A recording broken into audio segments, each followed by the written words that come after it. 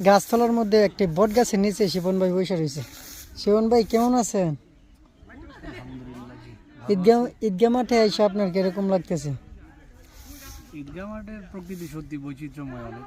এখানে আপনার শতবর্ষী একটা বট গাছ আছে, যেটা আসলে দীর্ঘদিন যাবত আমাদের জন্মের পর থেকে আমরা দেখে যাচ্ছি, এবং আমাদের যারা পূর্বপুরুষ ছিল তারাও আসলে এখানে আসতো, বসতো, প্রকৃতি দেখতো।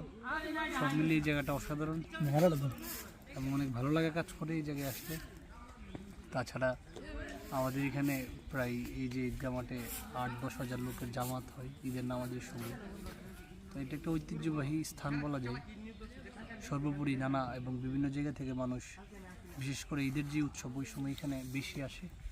তাছাড়াও অবসর সময় মানুষ এখানে আসে।